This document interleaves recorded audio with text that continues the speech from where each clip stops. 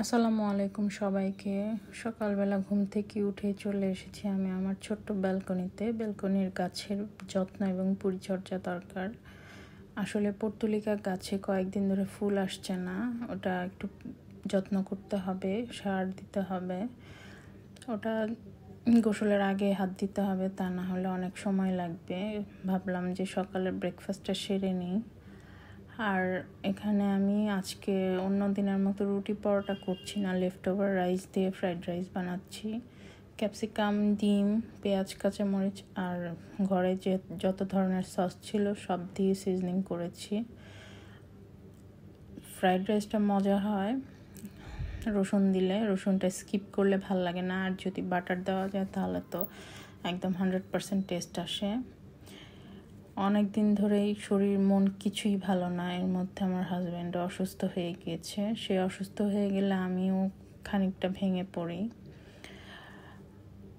সকালের নাস্তা শেষে আমি এখানে মশলা টশলা ব্লেন্ড করে নিচ্ছি। এটা ডাল, রসুন আর বাদাম বাটা ছিল। বাচ্চাদের জন্য বোনলেস চিকেন সিদ্ধ করছি। আজকে করব একটুখানি পোলাও কোরমা, কারণ আমার হাজব্যান্ড খেতে পারছে না কিছুদিন ধরে, মানে ভাত সে খেতেই পারছে না, তাই ভাবলাম একটু পোলাও করে দিই। অ্যাজ ইউজুয়াল আমি মুরগির কোরমা করছি যেভাবে করি। মুরগিটাকে আগে শ্যালো ফ্রাই করে তারপর আবার মশলা কষিয়ে রান্না করছি। বেগুনও ভাজি করব। বেগুনটা বেশ বড়, একটু ছোলা সিদ্ধ করে রেখেছি, মেহমান আসলে যেন হুটহাট কিছু বানিয়ে দেওয়া যায়। তো আমার এখানে রান্না অলমোস্ট কমপ্লিট। এর মধ্যে নামাজ এবং গোসল হয়ে গিয়েছে। লাঞ্চের জন্য আমরা প্রিপারেশন নিচ্ছি।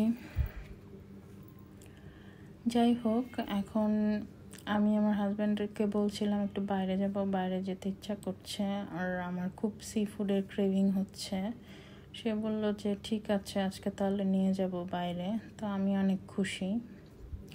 খেয়ে দিয়ে একটুখানি রেস্ট নিলাম, আর বিকেলে চুলে একটু তেল দিলাম মাথা ঘুরে। যদি আমি বাইরে যাব তেল দেওয়া মাথা নিয়েই যাব। বাচ্চারা এখানে খুনসুটি করছে। সন্ধ্যার পর চলে আসলাম সিআরবিতে। সিআরবি আসতে আমার খুব ভালো লাগে, কারণ এখানে তারুণ্যের উচ্ছ্বাস দেখতে পাই।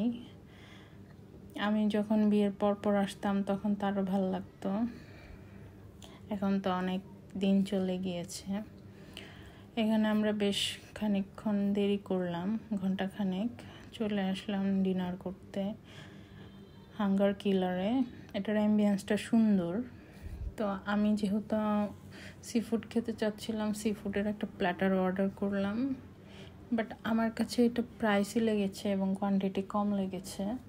অনেক কিছুই আছে এটাতে, ক্র্যাব, অক্টোপাস, প্রন, কিন্তু অক্টোপাসগুলো বেশ ছোট ছোট। রাইসটা মজা। আর রাতে মারিয়া মন খারাপ করে দিয়ে চলে গেল।